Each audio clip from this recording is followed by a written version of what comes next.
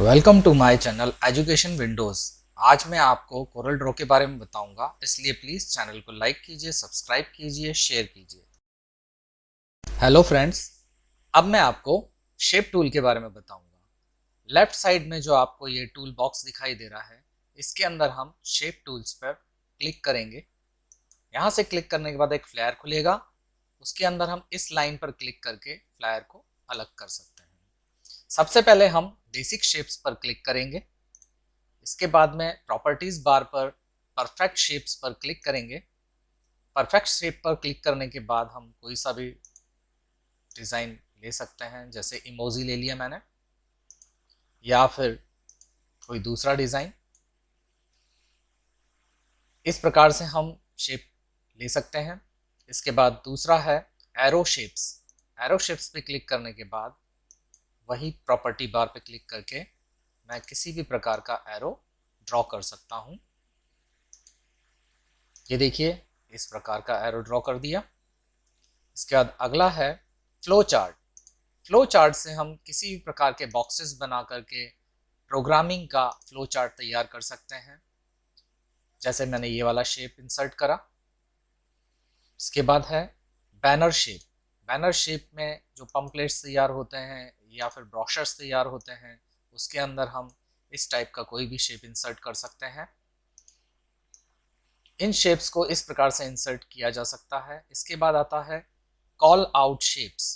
Call out shapes के अंदर यहाँ से हमने कोई भी ड्रॉ कर लिया शेप।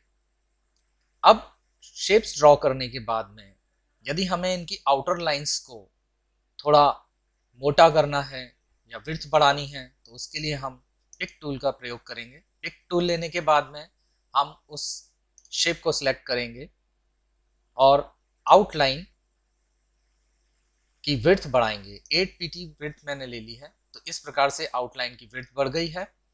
इसके बाद में मैं इस शेप के अंदर जो भी कलर फिल करना चाहता हूँ, माउस के लेफ्ट क्लिक से मैं उसमें कलर फिल कर दूंगा।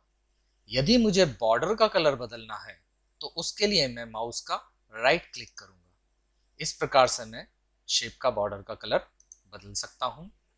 इस प्रकार से आप लोग किसी भी शेप में कलर फिल करके उसकी बॉर्डर का कलर राइट क्लिक करके माउस से बदल सकते हैं। यहाँ से आप लाइन की पीटीएस बढ़ा सकते हैं। Thank you friends. अब मैं आपको टेक्स्ट टूल के बारे में बताऊंगा, जिसकी कमांड F8 है। F8 कमांड से भी हम टेक्स्ट टूल को खोल सकते हैं, और यहाँ पर टूल बॉक्स में भी हमको टेक्स्ट टूल दिया हुआ है। ए पर क्लिक करने के बाद हम पेज पर क्लिक करेंगे और लेटर टाइप करेंगे एजुकेशन।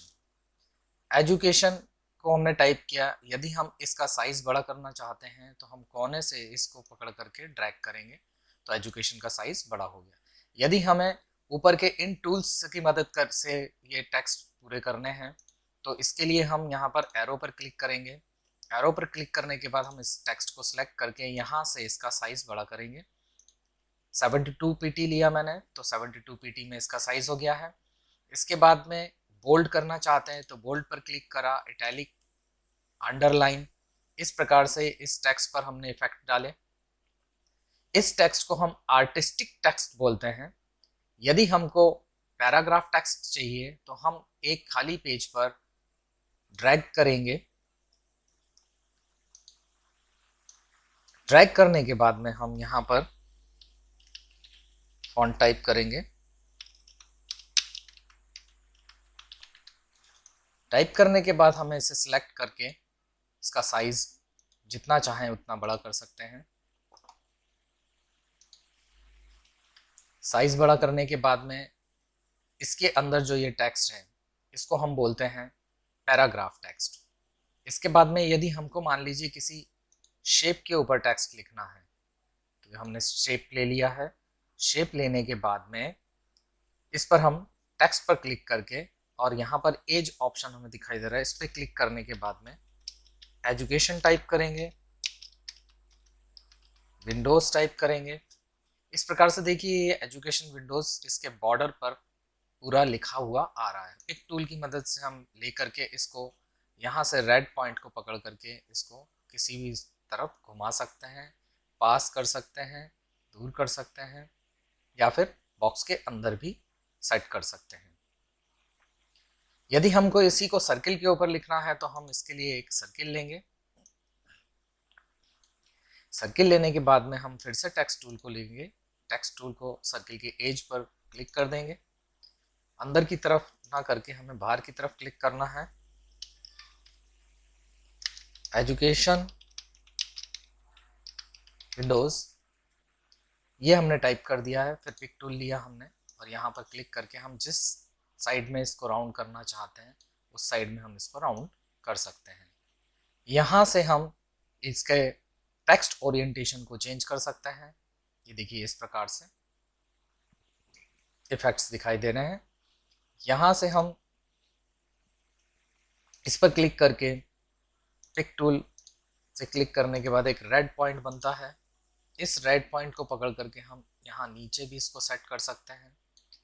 यदि हमको इसको मिरर सेट करना है यानी अपोजिट साइड सेट करना है तो उसके लिए हम यहाँ पे मिरर टेक्स्ट है, मिरर टेक्स्ट पर यहाँ पर मिरर हॉरिजेंटली पे क्लिक करेंगे और उसके बाद में मिरर वर्टिकली करेंगे तो ये इस प्रकार से देखिए सेट हो गया है।